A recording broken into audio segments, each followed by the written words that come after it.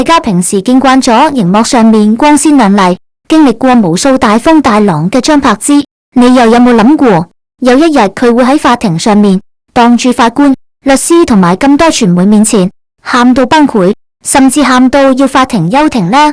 究竟係因為4000萬嘅巨額片酬糾紛，定係背後仲有更加多不為人知嘅辛酸同隱情？一個話自己俾人啦，另一個就話對方收錢唔做嘢。呢場涉及過千萬港幣嘅官司，就好似一場羅生門咁，越睇越令人心寒。今日我就同大家詳細拆解呢單官司嘅來龍去脈，帶大家走入法庭現場，睇下張柏芝到底經歷咗啲乜嘢。事情要由前幾日講起，張柏芝捲入咗一場非常棘手嘅違約官司，告佢嘅唔係別人，正正係佢以前嘅經紀人余旭興。呢位余先生今次真係有備而來。佢向法院控告張柏芝，話佢攞咗高達4000萬港元嘅預支片酬之後，竟然冇履行合約義務。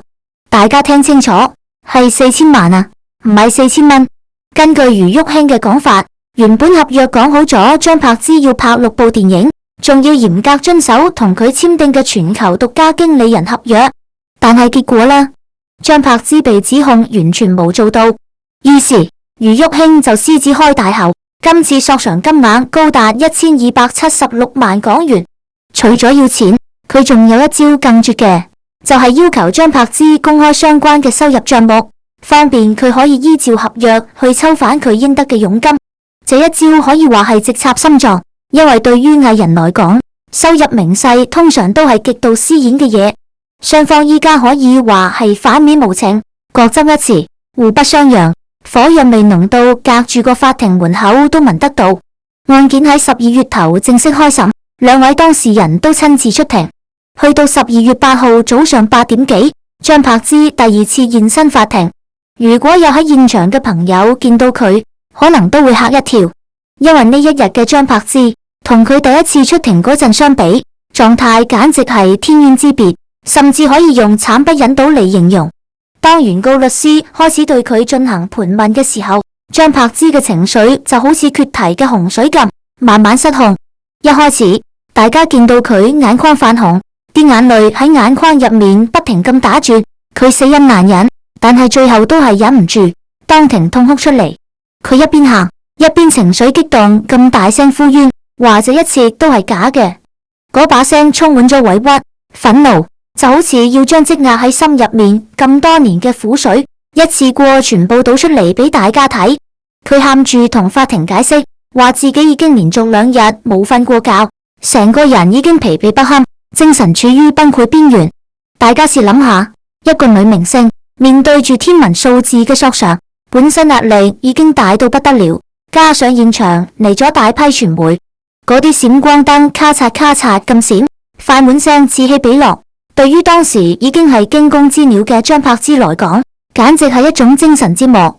佢本身就處於極度緊張嘅狀態，媒體嘅長槍短炮更加令佢手足無措，完全唔知點樣應對。連法官都留意到張柏芝嘅異常。喺律師盤問嘅過程入面，張柏芝好多次都答非所問，甚至有點語無倫次。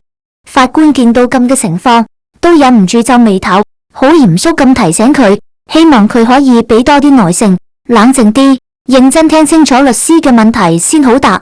畢竟法庭係一個講求證據同邏輯嘅嚴肅場合，每一個回答都有可能直接影響到成單案件嘅判決，係贏係輸，可能就係差喺這幾句說話度。其實只要細心留意，喺正式開庭之前，張柏芝已經表現出一副精神不振嘅樣。佢坐喺被告席度，不停咁打喊路。對眼完全無神，眼神空洞，只可以間唔中閉目養神，強迫自己恢復一點精力。佢身邊嘅助手見到老闆咁樣，都好識做，即刻遞咗一罐可樂俾佢。可能大家會覺得奇怪，點解係可樂？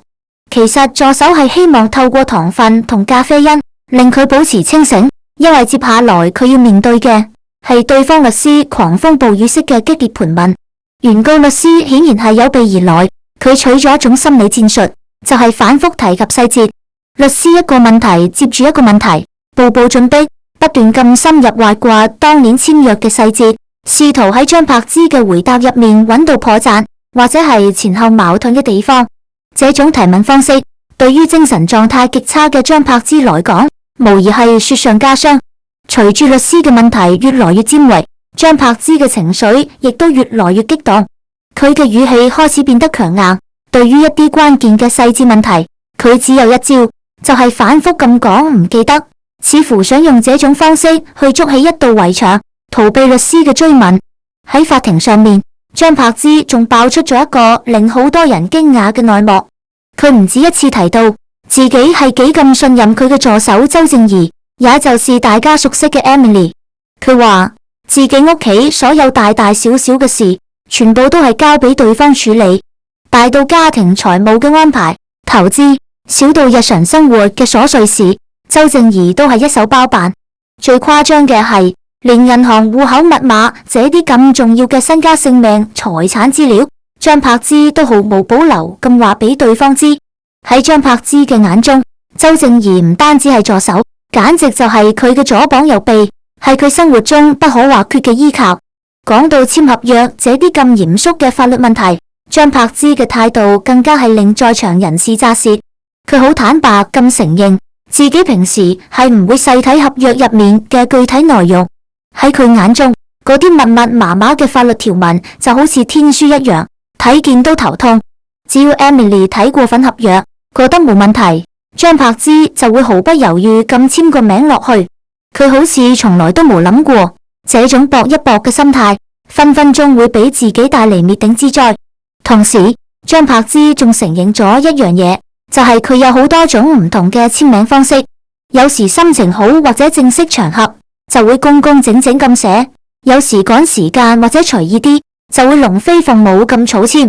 所以涉案合約上面嗰個簽名，到底係咪真係屬於佢本人？依家變成咗一個羅生門，仲需要筆跡專家去別。這一點無疑令到成單案件變得更加複雜迷離。當審訊去到白熱化階段，張柏芝情緒再次激動起來，佢好多次都忍唔住打斷原告律師嘅發言。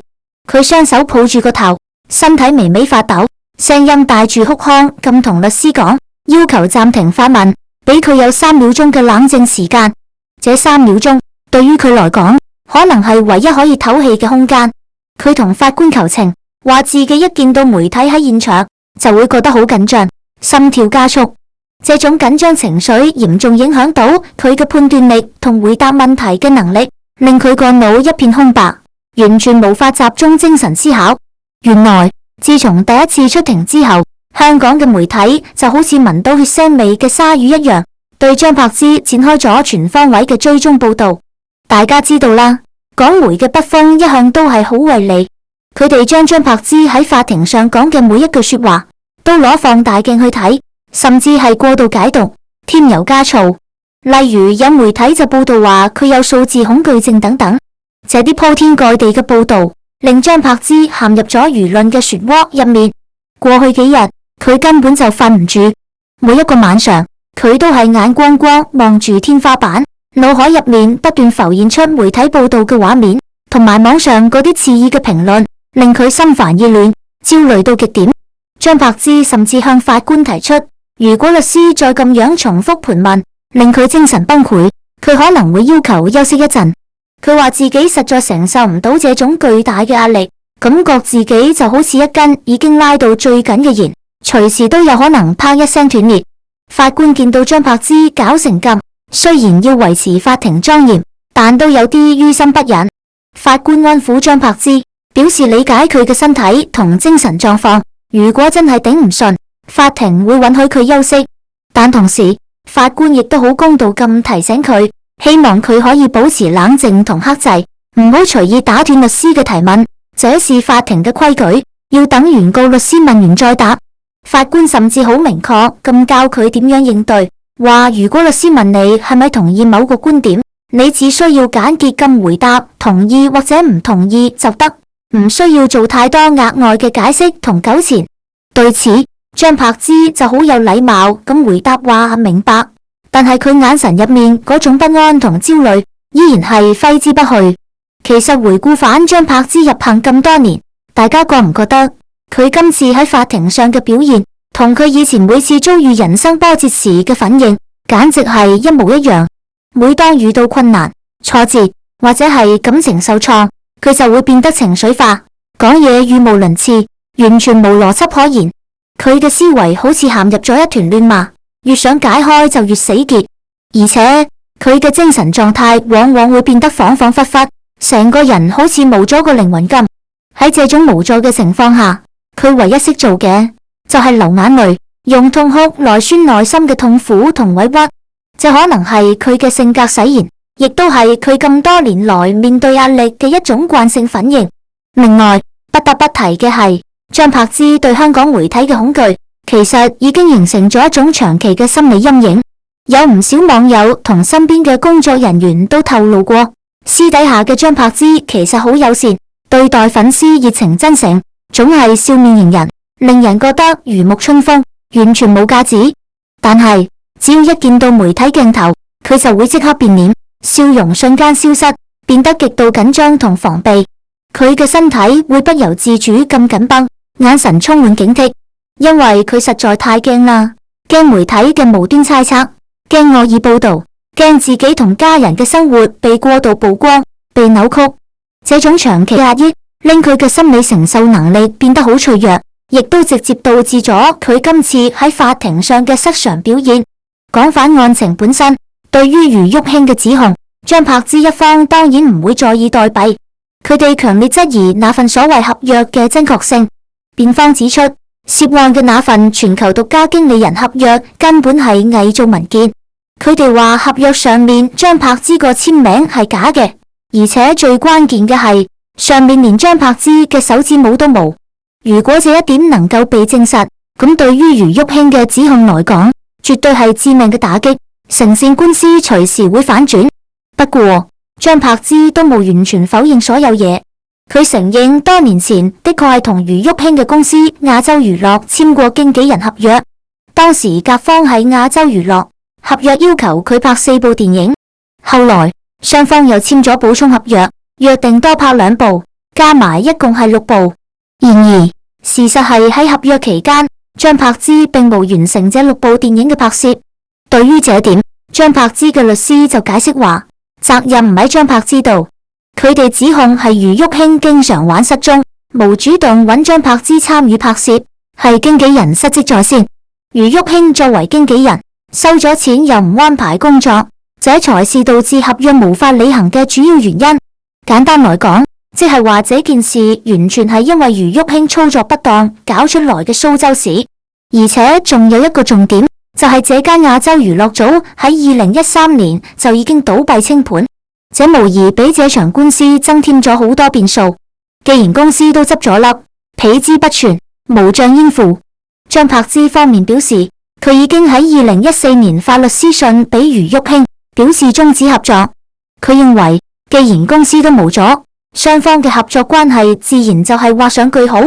最令人震驚嘅係，喺這段期間，張柏芝仲發現余玉卿涉嫌通過虛報等手段詐騙佢過千萬嘅酬勞。當時張柏芝發現之後，真係嬲到震，佢一度想報警，想將余玉卿繩之於法。但係點解最後冇做到呢？原來當時對方聲稱自己患癌，這一個患癌嘅理由令到心軟嘅張柏芝猶豫咗。佢一方面係同情心泛濫，另一方面亦都擔心如果逼得太緊，余玉卿會唔會發癲，不惜一切去毀咗佢。畢竟喺娛樂圈這個大染缸入面，光腳嘅唔怕鑄鞋嘅，乜嘢污糟邋遢手段都有可能發生。所以出於多方面嘅考慮，張柏芝當年最終選擇咗啞忍，無去追究余玉卿嘅法律責任。點知這一念之仁，竟然埋下咗今日俾人反咬一口嘅禍根。目前這場官司仲喺度審理緊，雙方都為咗自己嘅利益據理力爭，寸步不讓。到底張柏芝能唔能夠洗清自己違約嘅嫌疑，證明那份合約係假嘅，定係余玉卿可以成功索賠那千幾萬，一直都仲係未知數。這場官司唔單止係兩個人之間嘅恩怨，更加引起咗社會各界嘅廣泛關注。大家剝花生嘅同時，其實都期待緊法院能夠俾出一個公正嘅判決，令真相大白於天下。無論係張柏芝定係余玉卿，這場糾紛已經將佢哋嘅遮羞布完全扯落嚟。總結來講，這件事俾我哋睇到娛樂圈光鮮背後嘅殘酷現實，合約、金錢、信任、背叛，這些元素交織埋一齊，演變成一場令人唏噓嘅法庭大戲。對於張柏芝來講，這可能係佢人生中有一個巨大嘅難關。佢嘅眼淚既係壓力嘅釋放，亦都係對人心險惡嘅控訴。各位觀眾朋友，你哋對於這場官司又有咩睇法呢？你覺得張柏芝係咪真係俾人威，定係當中仲有啲我哋唔知道嘅內情？歡迎喺下面留言區寫低你嘅意見，同大家一齊討論。如果你都想繼續追蹤這單新聞嘅最新發展，記得冚個讚，分享這條片俾你身邊嘅朋友，同埋訂閱我哋嘅頻道，撳埋個鐘仔，咁就不會錯過任何關於謝霆鋒或者張柏芝嘅最新動態啦。我哋下集見。